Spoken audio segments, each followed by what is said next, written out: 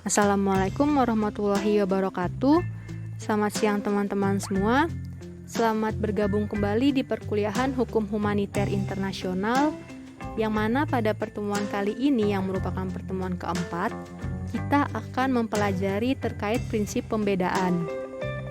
Di pertemuan sebelumnya kita memang sudah mempelajari terkait prinsip pembedaan, dan sebagaimana saya jabarkan di video sebelumnya, bahwa materi terkait prinsip pembedaan ini akan terbagi dalam dua bagian.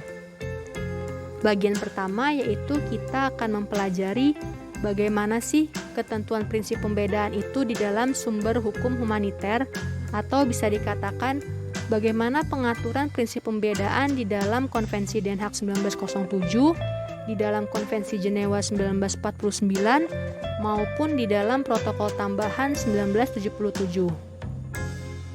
Untuk materi prinsip pembedaan yang hari ini akan kita pelajari, di sini kita lebih mempelajari prinsip pembedaan terhadap penduduk sipil atau orang-orang yang dilindungi. Jadi, jika sebelumnya kita mempelajarinya itu lebih menitik beratkan kepada prinsip pembedaan bagi kombatan, nah untuk materi hari ini kita akan mempelajari prinsip pembedaan terkait protected person atau orang-orang yang dilindungi menurut hukum humaniter. Sebagai gambaran dasar dan sedikit mereview materi prinsip pembedaan sebelumnya, prinsip pembedaan merupakan landasan utama di dalam hukum humaniter. Menurut prinsip pembedaan, ketika sengketa bersenjata itu terjadi, harus selalu dibedakan antara penduduk sipil dengan peserta tempur atau kombatan. Lalu harus dibedakan juga antara objek militer dengan objek sipil, sehingga serangan hendaknya hanya diarahkan kepada sasaran atau kepada objek militer saja. Dalam melakukan permusuhan, angkatan bersenjata pihak-pihak yang berperang atau kombatan memiliki kewajiban untuk menarik batas demarkasi antara penduduk sipil dan objek sipil di satu pihak, dan kombatan serta objek militer di pihak lainnya. Mengapa prinsip pembedaan ini perlu untuk diterapkan atau dilakukan? Karena dengan adanya prinsip pembedaan ini, kita mengetahui siapa saja yang boleh dijadikan objek kekerasan, dalam hal ini siapa saja yang boleh dibunuh atau diserang, atau siapa saja yang boleh menjadi sasaran militer, dan siapa saja yang harus dilindungi, dalam hal ini penduduk sipil. Dengan adanya prinsip pembedaan, kita juga mengetahui bahwa kewajiban, hak, dan hukum di antara penduduk sipil itu berbeda dengan kombatan. Prinsip pembedaan juga bertujuan untuk menjamin perlindungan terhadap penduduk sipil, sehingga penduduk sipil dalam hal ini yaitu mereka yang tidak ikut serta dalam peperangan akan terhindar dari dampak peperangan itu sendiri. Oke. Prinsip pembedaan di sini dibagi dalam dua, yaitu ada subjek dan objek, di mana subjeknya terbagi menjadi dua lagi, yaitu penduduk sipil dan kombatan. Penduduk sipil itu merupakan mereka atau pihak-pihak yang tidak ikut serta secara aktif dalam permusuhan atau hostilities. Sedangkan kombatan yaitu pihak-pihak atau mereka yang ikut serta secara aktif dalam suatu pertempuran. Lalu untuk objek juga terbagi dalam dua bentuk, yaitu objek sipil dan objek militer. Untuk objek sipil, itu sangat dilarang untuk menjadi sasaran perang. Sedangkan untuk objek militer, itu merupakan sasaran perang. Jadi, ketika suatu angkatan bersenjata ingin melakukan penyerangan, maka sasarannya itu hanya boleh ditujukan kepada objek militer. Nah, siapa saja yang boleh menjadi objek kekerasan dan siapa saja yang harus dilindungi, itu akan kita bahas di slide selanjutnya.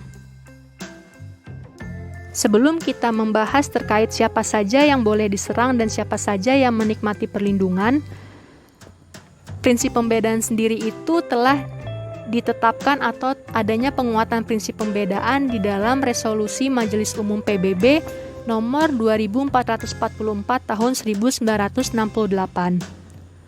Prinsip ini mengatakan bahwa para pihak yang berkonflik memiliki hak untuk mengadopsi cara untuk melukai pihak musuh secara terbatas. Jadi cara dan sarana bagi kombatan untuk menyerang itu sudah dibatasi sebagaimana diatur di dalam konvensi hukum perang atau di dalam hukum humaniter. Lalu yang kedua, serangan itu dilarang untuk digencarkan kepada penduduk atau objek sipil. Dan yang ketiga, pembedaan di antara mereka yang menjadi bagian dalam permusuhan dalam hal ini kombatan dan penduduk sipil itu harus dipisahkan seluas mungkin dan secerah mungkin atau benar-benar harus dibedakan. Oh, ini untuk penduduk sipil, lalu oh ini perlindungan untuk kombatan, seperti itu. Jean Pictet sendiri mengatakan bahwa prinsip pembedaan berasal dari asas umum yaitu asas ratione personae atau adanya asas pembatasan ratione personae, di mana asas pembatasan ini mengatakan bahwa penduduk sipil dan orang-orang sipil harus mendapatkan perlindungan umum dari bahaya yang ditimbulkan akibat operasi militer. Nah, prinsip ini kemudian dijabarkan lebih lanjut di dalam asas pelaksanaan, di mana asas pelaksanaan ini terdapat 5 hal yang perlu kita lihat atau kita beri perhatian, yaitu yang pertama, membedakan antara kombatan dan penduduk sipil untuk menyelamatkan penduduk dan objek sipil. Lalu yang kedua, penduduk sipil dilarang untuk dijadikan objek serangan dalam hal pembalasan atau reprisal. Yang ketiga, adanya larangan untuk menyebarkan teror terhadap penduduk sipil. Kemudian, keharusan untuk mengambil langkah preventif atau langkah pencegahan guna menyelamatkan penduduk atau mengurangi kerugian maupun kerusakan yang tidak disengaja. Dan yang terakhir yaitu yang kelima, hanya anggota bersenjata atau dalam hal ini kombatan yang berhak untuk melakukan penyerangan atau menahan musuh. Sedikit untuk mereview materi prinsip pembedaan di pertemuan sebelumnya. Di sini saya akan sedikit menyinggung terkait kombatan, di mana kombatan itu merupakan sasaran dan objek musuh. Jadi ketika para kombatan ini saling membunuh, maka mereka tidak akan melanggar hukum humaniter selama tata cara membunuh atau tata cara perang yang dilakukan itu sesuai dengan ketentuan hukum humaniter. Kombatan adalah mereka yang ikut serta secara aktif dalam suatu permusuhan sebagaimana yang sudah kita ketahui sebelumnya, sehingga kombatan memiliki tugas untuk bertempur dan maju ke medan pertempuran atau medan peperangan. Ketika kombatan tidak melakukan pertempuran, justru kombatan tersebut yang akan menjadi sasaran musuh. Jadi mereka itu diperbolehkan untuk menyerang pihak musuh atau melakukan pertahanan apabila pihak musuh melakukan penyerangan. Kriteria kombatan itu ada 4. Yang pertama, mereka membawa senjata secara terbuka. Yang kedua, memakai seragam dan memiliki tanda khusus yang terlihat dari jauh. Yang ketiga, memiliki komandan yang bertanggung jawab terhadap bawahannya. Lalu yang keempat, kombatan mematuhi hukum humaniter atau hukum perang yang berlaku. Namun dalam implementasinya di saat ini, membedakan antara kombatan dan penduduk sipil cukup sulit dikarenakan beberapa penduduk sipil mulai melakukan penyerangan kepada kombatan. Apa yang harus kita perhatikan paling utama ketika penduduk sipil akan dikategorikan sebagai kombatan? Kriteria utama yaitu penduduk sipil tersebut membawa senjata secara terbuka. Jadi ketika penduduk sipil membawa senjata secara terbuka, mereka tidak akan menikmati perlindungan sebagai penduduk sipil, melainkan mereka akan dikategorikan sebagai kombatan. Dalam hal ini bisa milisi, korps sukarela, atau Levi in masse. Oke, baik, kita akan mulai memasuki pemaparan atau kita akan mulai membahas inti dari materi hari ini, yaitu terkait prinsip pembedaan terhadap penduduk sipil. Perlindungan terhadap penduduk sipil itu bisa dikatakan sebagai protected persons. Siapa saja sih yang dikategorikan sebagai protected persons? Sebenarnya definisi dari protected persons di dalam Konvensi Jenewa 4 1949 ini berbeda dengan yang dimaksud di dalam Konvensi Jenewa pertama, kedua, dan ketiga. Jika di dalam Konvensi Jenewa ke-1, kedua, dan ketiga, protected persons itu lebih mengacu kepada kombatan, maka definisi protected persons di dalam Konvensi Jenewa keempat itu lebih merujuk kepada penduduk sipil. Hal ini bisa kita lihat di dalam Article 4 Geneva Convention for 1949 atau di dalam pasal 4 Konvensi Jenewa keempat, yang mana pasal ini berbunyi, persons protected by the convention are those who at a given moment and in any manners whatsoever find themselves in case of a conflict or occupation in the hands of persons a party to the conflict or occupying power of which they are not nationals. Atau jika kita terjemahkan ke Indonesia secara singkat, pasal ini bilang bahwa persons protected itu adalah mereka yang berada di dalam suatu pertikaian bersenjata maupun pendudukan di mana mereka tidak berada di dalam wilayah negaranya sendiri. Nah, perlindungan bagi penduduk sipil di dalam Konvensi Jenewa keempat ini hanya berlaku bagi mereka yang jatuh ke tangan musuh saja, atau bagi mereka yang berada di wilayah pendudukan.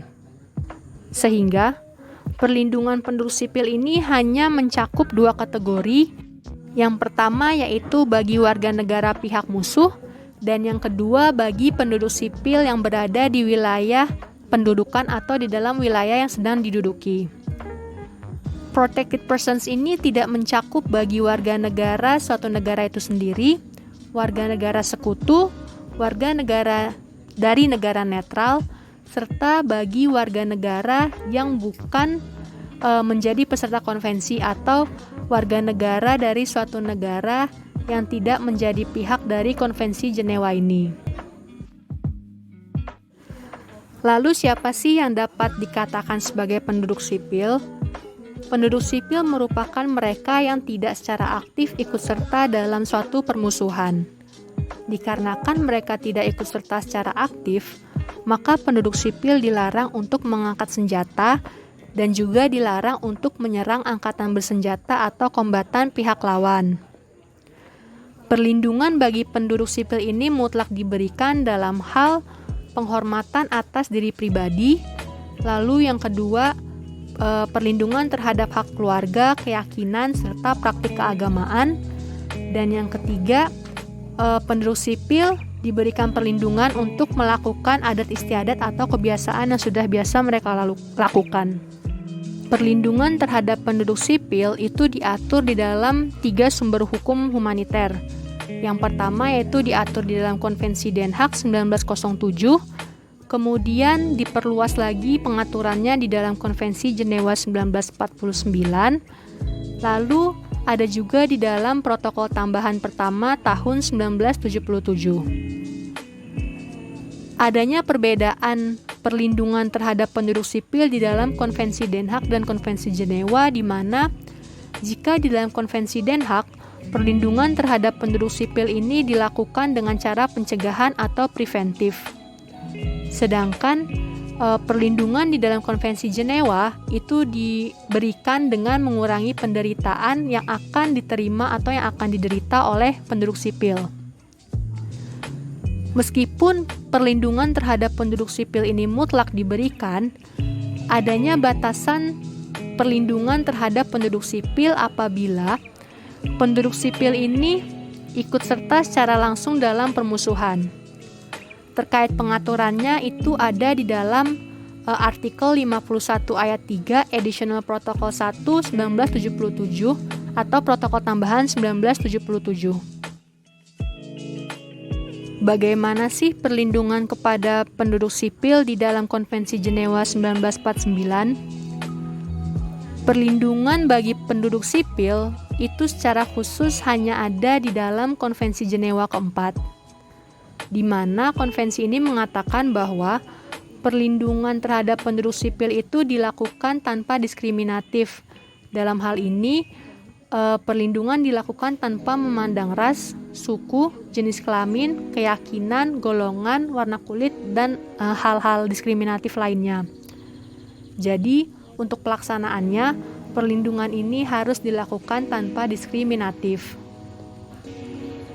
Perlindungan di dalam Konvensi Jenewa ini termasuk penghormatan terhadap kehormatan dan martabatnya sebagai manusia, hak berkeluarga, hak untuk menjalankan keyakinan atau kebiasaan keagamaannya, serta kebiasaan dan adat istiadat yang sudah biasa mereka lakukan.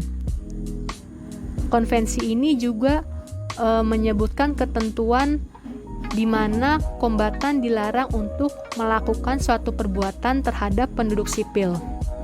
Yang pertama yaitu adanya larangan pemaksaan di dalam pasal 31, di mana kombatan dilarang untuk melakukan pemaksaan secara jasmani dan rohani untuk memperoleh keterangan. Lalu yang kedua, larangan untuk menjatuhkan hukuman secara militer dan penyiksaan sebagaimana tercantum di dalam pasal 32. Kombatan dilarang untuk melakukan tindakan yang menimbulkan penderitaan secara fisik atau akan menimbulkan pemusnahan. Juga kombatan dilarang untuk membunuh, menyiksa, memutilasi, dan melakukan eksperimen baik itu scientific maupun medical eksperimen. Lalu yang ketiga, larangan untuk menjatuhkan hukuman secara kolektif, dilarang juga untuk menjarah, serta melakukan tindakan pembalasan terhadap penduduk sipil dan properti yang dimiliki dari penduduk sipil. Larangan ini tercantum di dalam pasal 33 Konvensi Jenewa keempat 1949. Lalu larangan yang terakhir yaitu kombatan dilarang untuk menjadikan penduduk sipil sebagai sandera sebagaimana tercantum di dalam pasal 34. Sedangkan perlindungan terhadap penduduk sipil di dalam Protokol Tambahan Pertama 1977 ini merupakan tambahan atau penyempurnaan terhadap Konvensi Jenewa keempat tahun 1949. Perlindungan penduduk sipil di dalam additional protokol ini bisa kalian lihat di bagian 4 dari protokol tambahan, yaitu mengenai perlindungan penduduk sipil dalam hal umum atau perlindungan umum bagi penduduk sipil, di antaranya meliputi pengungsi, stateless person atau orang yang tidak memiliki kewarganegaraan, anak-anak, wanita, dan wartawan.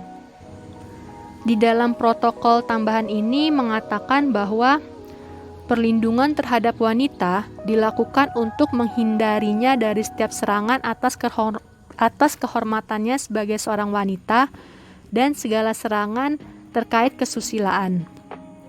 Sedangkan perlindungan terhadap anak-anak bisa dikatakan sebagai perlindungan khusus, khususnya itu bagi anak-anak yang kehilangan atau terpisah dari orang tuanya. Protokol tambahan juga mengatakan bahwa anak-anak sejauh mungkin harus dihindarkan dari pertikaian atau sengketa bersenjata. Di dalam pasal 77 dikatakan bahwa seorang anak bisa diikutsertakan dalam permusuhan apabila anak tersebut serendah-rendahnya telah berusia 15 tahun. Namun, ketika seorang anak telah berusia 15 tahun tetapi belum mencapai umur 18 tahun, maka harus diutamakan bagi usia yang tertua terlebih dahulu. Jadi, yang usia 15 tahun itu agak dikesampingkan. Jadi yang sudah menyentuh angka 18 atau umur 18 tahun yang akan didahulukan untuk ikut serta dalam suatu pertempuran. Selain itu, additional protokol yang pertama juga mengatur perlindungan terhadap objek sipil yang meliputi objek kebudayaan, keagamaan, bangunan yang memiliki arti atau nilai penting bagi kehidupan manusia, serta lingkungan alam. Special protection atau perlindungan khusus itu diberikan kepada 4 objek sipil. Di antaranya yaitu ada unit medis, objek kebudayaan dan keagamaan, lalu objek mutlak bagi penduduk sipil, dan bagi lingkungan alam. Pengaturan terkait special protection terhadap objek kebudayaan dan keagamaan itu bisa kalian lihat di dalam pasal 53 Protokol Tambahan Pertama tahun 1977, di mana objek-objek atau bangunan yang memiliki nilai atau arti budaya bagi suatu kelompok atau objek-objek atau bangunan yang bernilai keagamaan bagi suatu kelompok maupun secara internasional itu dilarang untuk menjadi sasaran atau objek militer. Lalu yang kedua atau yang selanjutnya yaitu indispensable object atau objek yang mutlak dibutuhkan bagi penduduk sipil. Itu bisa kita lihat di dalam pasal 54 Protokol Tambahan Pertama tahun 1977. Di dalam pasal ini juga menyebutkan bahwa kombatan atau angkatan bersenjata dilarang untuk menimbulkan kelaparan yang memicu kematian bagi orang-orang sipil sebagai suatu cara berperang. Lalu objek yang mutlak diperlukan bagi kelangsungan hidup penduduk sipil itu dilarang untuk diserang, dihancurkan, ditiadakan, ataupun ditelantarkan.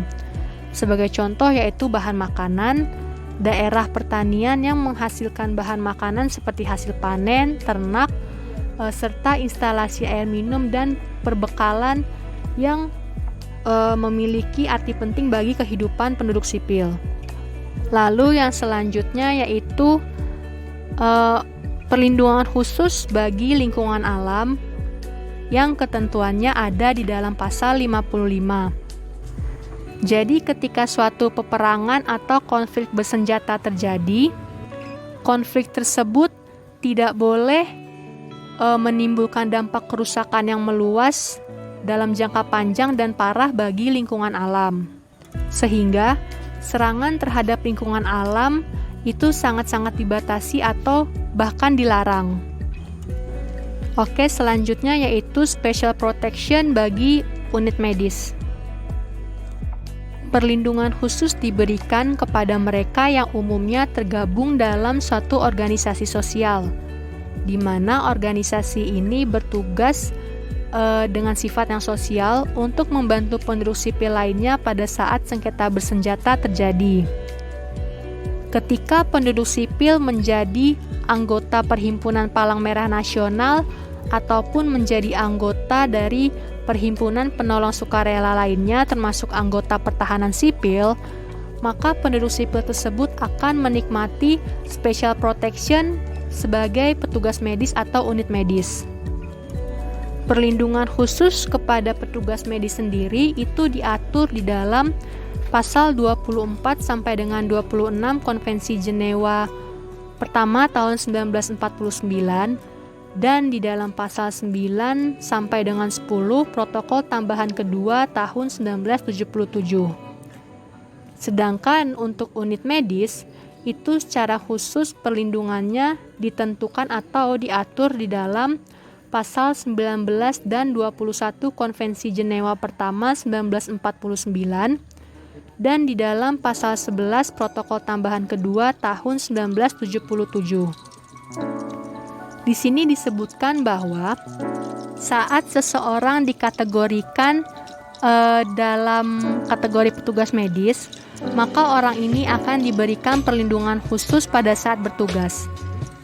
Dan petugas medis atau objek medis atau unit medis juga harus memiliki lambang khusus yang menandakan bahwa mereka itu termasuk dalam kategori unit medis yaitu objek sipil. Mereka yang termasuk dalam kategori petugas medis itu harus dilindungi dan dihormati. Dilindungi di sini diartikan bahwa mereka tidak boleh dijadikan sasaran atau objek militer. Sedangkan maksud dari dihormati yaitu mereka dibebaskan untuk menjalankan tugas sosialnya pada saat sengketa bersenjata. Sama halnya seperti perlindungan terhadap penduduk sipil, special protection ini akan berakhir manakala objek sipil yang sudah saya jelaskan di atas tadi itu kemudian beralih menjadi objek militer. Ketika mereka sudah beralih menjadi objek militer, maka mereka tidak akan mendapatkan perlindungan khusus. Oke, demikian pemaparan materi untuk pertemuan kali ini, yaitu terkait prinsip pembedaan terhadap penduduk sipil atau protected persons. Semoga penjabaran saya memberikan manfaat dan pengetahuan bagi teman-teman semua. Terima kasih atas waktu dan perhatiannya. Wassalamualaikum warahmatullahi wabarakatuh.